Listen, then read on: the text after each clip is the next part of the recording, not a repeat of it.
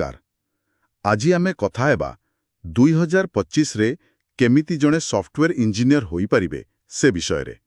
एटा एमिति को फील्ड जहा बहुत शीघ्र बदलुछि। हाँ एकदम। आमो पाखरे गोटे भल लेखा अछि सॉफ्टवेयर इंजीनियर हेबार मार्ग 2025।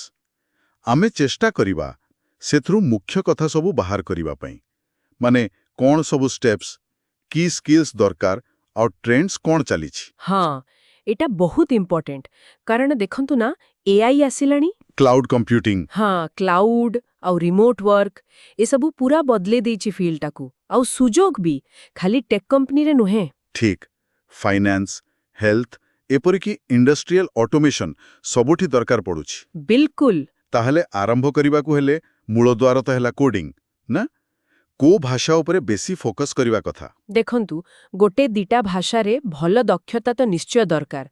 पाइथन एबे भी माने एआई आउ डाटा साइंस पई बहुत चलीछि। आउ वेब डेवलपमेंट पई वेब पई त जावास्क्रिप्ट सेटा एकदम जरूरी।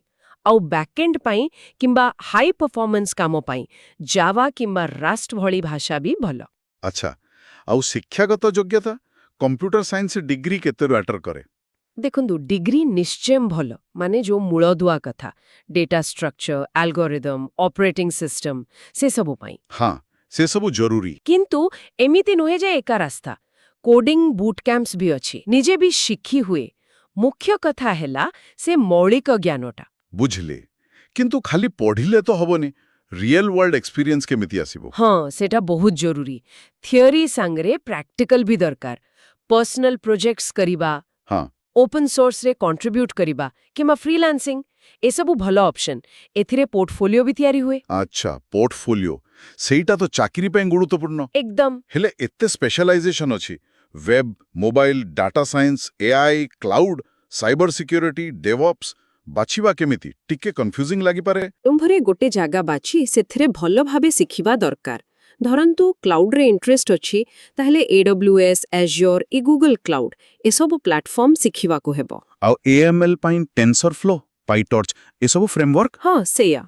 अच्छा, खाली टेक्निकल स्किल्स जथेष्ट की आम सोर्स कहूची 2025 रे आहुरी किछि स्किल्स भी दरकार। निश्चय कोडिंग बाद जेमिति साइबर सिक्योरिटी रो बेसिक नॉलेज माने सिक्योर कोड केमिति लिखिबे, डेवऑप्स प्रोसेस और टूल्स जेनकिंस टेराफॉर्म भली। जेनकिंस जहा टेस्टिंग ऑटोमेट करे और टेराफॉर्म इंफ्रास्ट्रक्चर पाई। हाँ ठीक। और सबुठु बड़ो कथा का प्रॉब्लम सॉल्विंग और भलो कम्युनिकेशन सॉफ्ट स्किल्स जहा को कहंती सेगुड़ा बिना टीम रे कामो करिबा कष्टे हे जिवो। ठीक कथा।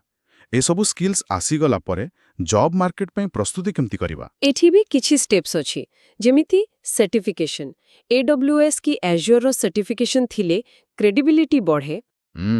ता परे गोटे भल्लो रेज्यूमे जो थरे प्रोजेक्ट स्किल्स सबु क्लियर थिबो। लिंक्डइन प्रोफाइल भी अपडेट रखिबा जरूरी। आउ टेक्निकल इंटरव्यूज। हाँ सेथि पई भल्लो प्रिपरेशन दरकार। आउ नेटवर्किंग माने इंडस्ट्री लोकों को सह कनेक्शन रखिबा भी सहाय्य करे। अच्छा, 2025 पई आउ किछि स्पेसिफिक ट्रेंड्स कथा कुहा जाईछि कि। हाँ किछिटा अछि जेमिति हायरिंग साधारणतः जनवरी आउ अक्टोबर रे बेसी हुए। अच्छा, एटा गोटे इंटरेस्टिंग ऑब्जर्वेशन। हाँ आउ गोटे कथा हेला नॉन टेक कंपनी रे भी डिमांड बढ़ुछि। फाइनेंस, हेल्थ केयर, ऑटोमेशन सबुठी। रिमोट काम विषय रे हाँ सेटा बढ़िछि विशेष करी वेब डेवलपमेंट, डेवऑप्स आउ साइबर सिक्योरिटी भड़ी रोल रे हाइब्रिड किंबा फुल रिमोट ऑप्शन बेसी मिलुछि। आउ गोटे कथा उपरे भी जोर दिया जाईछि फुल स्टैक आउ एआई बेस्ड स्किल्स। केवल फ्रंट एंड रो चाहिदा टिके कमी पारे बोली एमती काहे के। हाँ कारण कंपनी माने एबे चाहुछंती एमिति इंजीनियर जिए गोटे प्रोडक्ट रो एंड टू एंड संभाली पारिबो माने फ्रंट एंड भी बैक एंड भी। आउ संभवतः सिथरे एआई फीचर्स भी ऐड करि परिबो। एकदम एमिति हेले कामो शीघ्र हुए आउ कम लोकरे बेसी कामो होई पारे। तेणु फुल स्टैक आउ एआई जानिथिबा लोकंकर चाहिदा बढ़ुछि। बुझली। ताले मोटामोटी कहिबाकू गले 2025 रे जणे भलो सॉफ्टवेयर इंजीनियर होबाकू हेले भलो मूलदुआ, मार्केट अनुसारे स्पेशलाइजेशन, रियल प्रोजेक्ट एक्सपीरियंस आउ सबु बेले नुआ जिंस सिखिबाकू प्रस्तुत रहिबा ए सबु दरकार। बिल्कुल ठीक। Continuous learning he a field रे आगकू बढ़िबार मूल मंत्र। नुआ टेक्नोलॉजी आउ ट्रेंड सह अपडेट रहिबाकू पड़िबो। ହଁ, ଆମ ଆଲୋଚନା ଶେଷରେ ଗୋଟେ ପ୍ରଶ୍ନ ମନକୁ ଆସୁଛି। ଏ ଫିଲ୍ଡ ଯେମିତି ବଦଳୁଛି, ବିଶେଷ କରି ଏଆଇରେ ପ୍ରଭାବରେ, ଆଗାମୀ 5 ବର୍ଷରେ କ'ଣ ଖାଲି ସ୍କିଲ୍ସ ବଦଳିବ?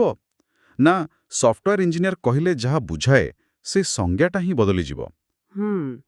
ଏଇଟା ବହୁତ ଗଭୀର ପ୍ରଶ୍ନ, ଚିନ୍ତା କରିବାର କଥା ନିଶ୍ଚୟ।